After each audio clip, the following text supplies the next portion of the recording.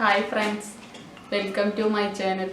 ഇന്ന് നമ്മൾ ഇവിടെ ഉണ്ടാക്കാൻ പോകുന്നത് സിമ്പിൾ ആയിട്ടുള്ള ഒരു ഗ്രീൻ ചട്നിയാണ്. ഈ ചട്നി നമുക്ക് ചിക്കൻ ഡിഷിന്റെ ഒപ്പം പിന്നെ പനീറിന്റെ ഒക്കെ ഒപ്പം പിന്നെ നമ്മൾ സാൻഡ്വിച്ച് ഉണ്ടാക്കുമ്പോൾ അതിന്റെ ഒക്കെ ഒപ്പം കഴിക്കാവുന്നതാണ്. പിന്നെ ഇഡ്ഡലി ഉണ്ടാക്കുമ്പോഴായാലും നമുക്ക് ഒരു വെറൈറ്റിക്ക് ആയിട്ട് ഈ ചട്നി ഉണ്ടാക്കാം. ഇൻഗ്രീഡിയൻസ് നമുക്ക് നോക്കാം. ഞാനിവിടെ മല്ലിയില കുറച്ചെടുത്തിട്ടുണ്ട്.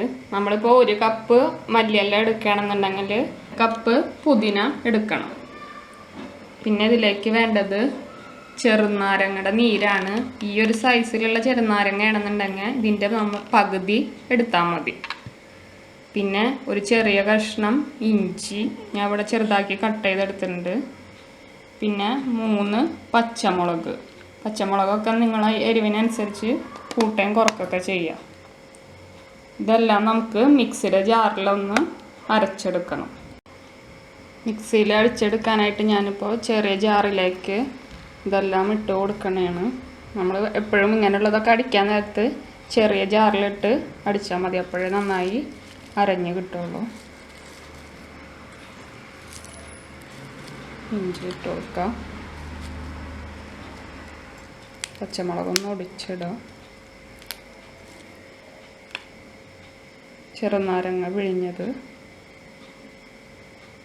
ഇനി ആദ്യം നമുക്കിത് വെള്ളം ചേർക്കാണ്ട് അടിച്ചെടുക്കുക. അതിനുശേഷം കുറച്ച് വെള്ളം ആഡ് ചെയ്തിട്ട് പേസ്റ്റ് പോലെ നമുക്കിത് അരച്ചെടുക്കാം.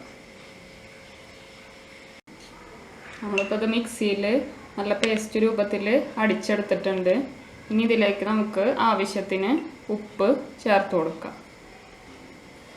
പിന്നെ ഞാനിവിടെ ഒരു നുള്ള് ചാറ്റ് മസാല ചേർത്ത് കൊടുക്കുന്നുണ്ട്. ഇതൊന്ന് ഓപ്ഷണലാണ്, നിങ്ങൾക്ക് വേണമെങ്കിൽ ചേർത്ത് കൊടുത്താൽ മതി.